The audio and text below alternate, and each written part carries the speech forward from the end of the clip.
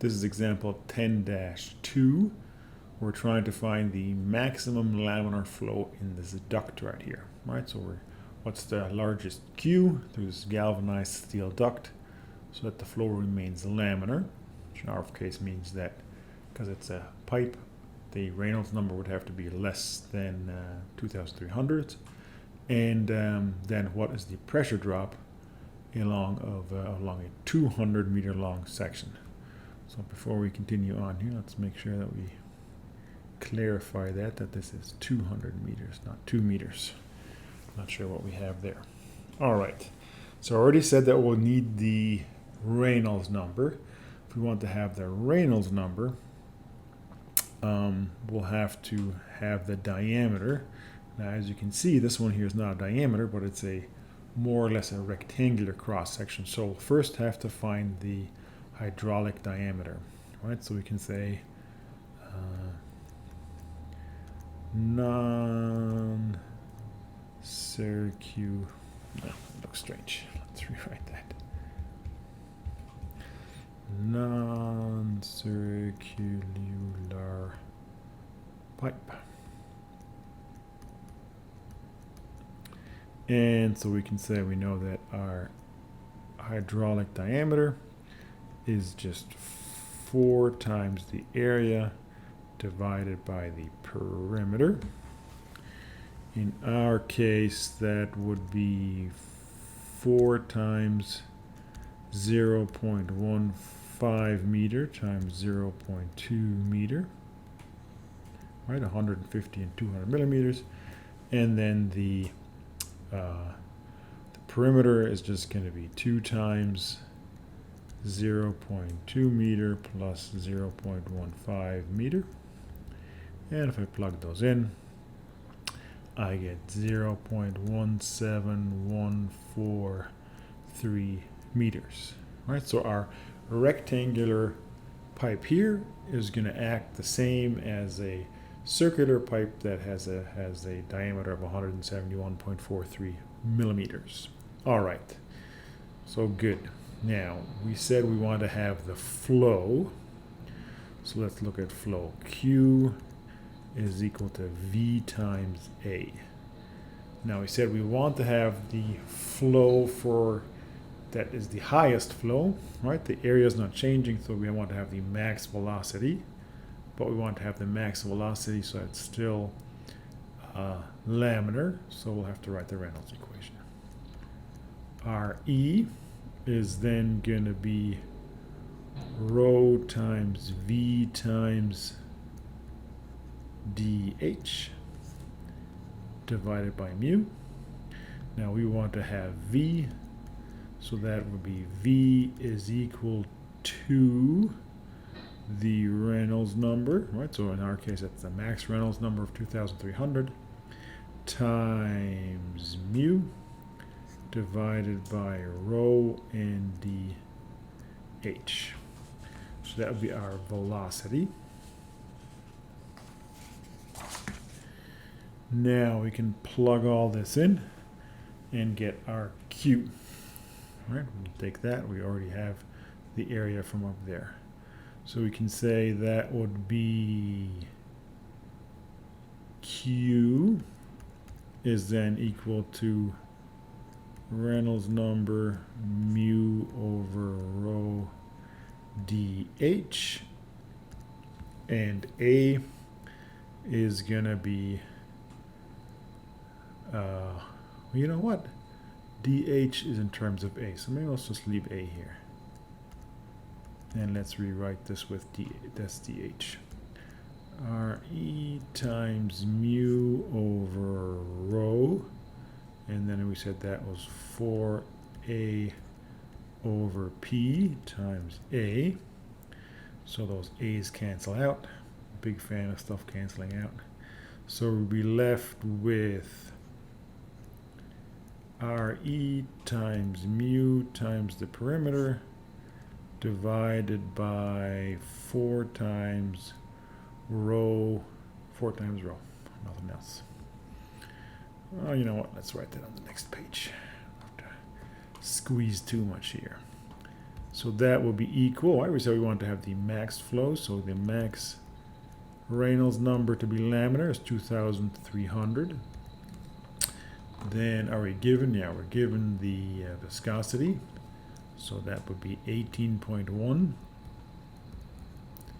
times 10 to the minus 6 Newton seconds per meter squared. The perimeter is 2 times 0.15 meters plus 0.2 meters. And all that divided by 4 times the density, 1.202. 1.202 kilograms per cubic meters.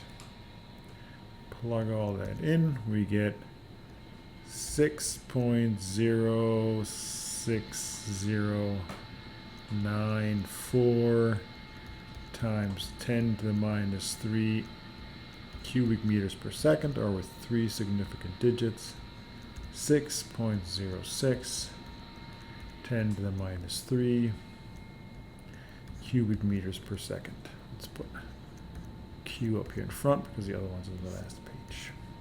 Right, so that's our first answer. Right, the question was, what is the maximum flow?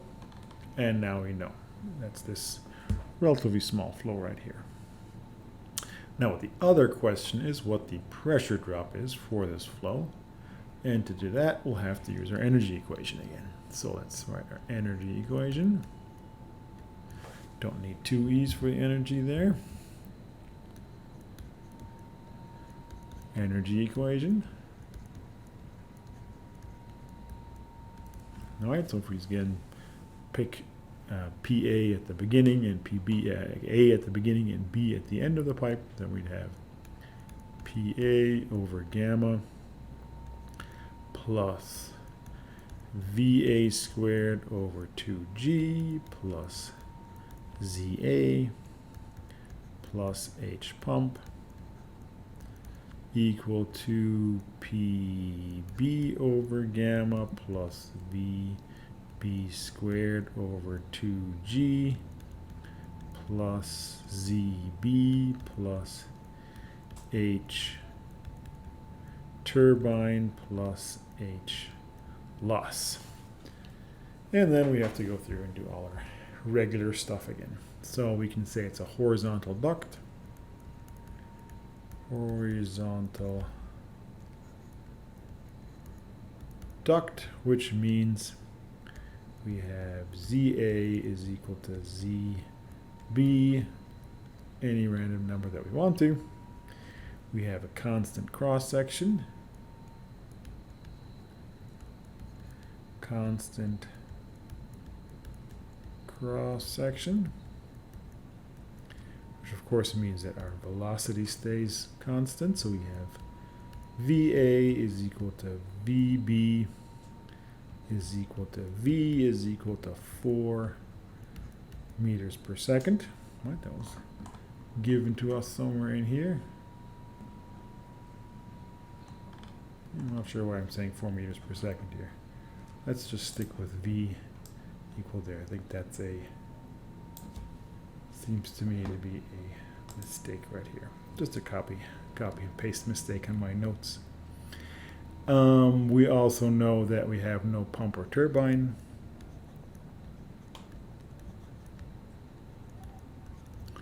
No pump or turbine. So we have H pump is equal to H turbine is equal to 0. Now let's see. So we want to have the pressure drop. So the PBs, we have the velocities. We can get the velocities from our description here.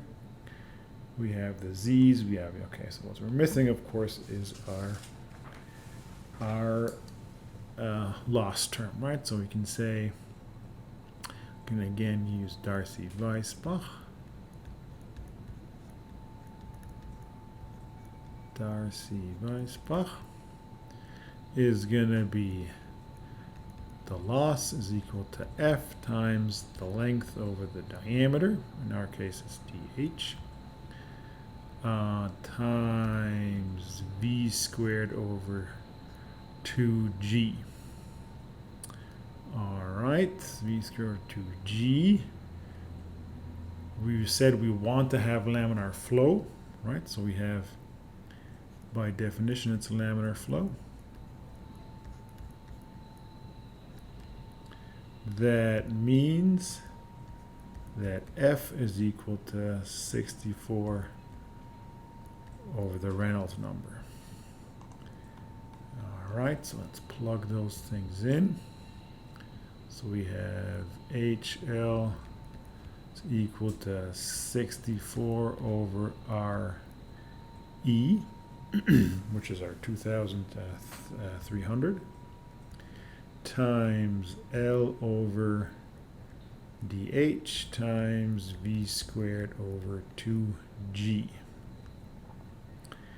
Well, we can cancel those two out, so we'd have 32 over RE times L over dH, not equal to, times, now the velocity, we had somewhere up here, we already solved that. Alright, that was this term right here, so let's plug that back in, because we don't know what the velocity is. Could just calculate it, but I think there's going to be some stuff that maybe cancels out over mu rho dh. Let's not forget it's squared though, over g. The 2 is what we canceled out the 64 with. So if we write that together, we'd have 32. Let's see, we have Reynolds squared, but we're doing another one there, so we get rid of one of those. So 1 times the Reynolds number, we get mu squared. We get L. And then what do we get down here? We get a rho squared. And then we get a dH squared times dH, so dH to the 3rd power, and times G. All right. Let's see, maybe we can, let's put that on the next line. 32, right? We said that we're just about laminar, so 2,300. Mu was given to us as 18.1 times 10 to the minus 6 Newton second meter squared, and that's all squared. The length was 200 meters. And then we have our density, which is squared, so 1.202 kilograms per cubic meter. That was squared. dH we found, I think now there's too many numbers in here, let's just put that dH in there. So that was 0.17143 meters, that was cubed, and then times G, 981 meters per second squared, and I get 0.0675346 meters. So that would be the head loss that we have to contend with. Alright, so now we have all our terms from the energy equation, so we can plug them all in. Right, so we said we'd have PA, we're keeping that because that's what we're looking for.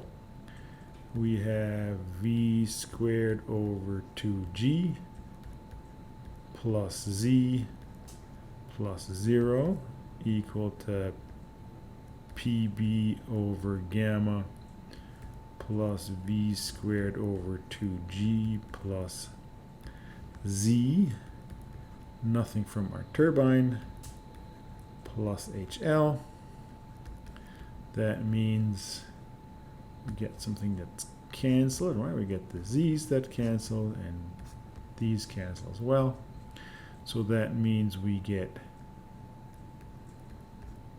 PA over gamma minus PB over gamma equal to HL.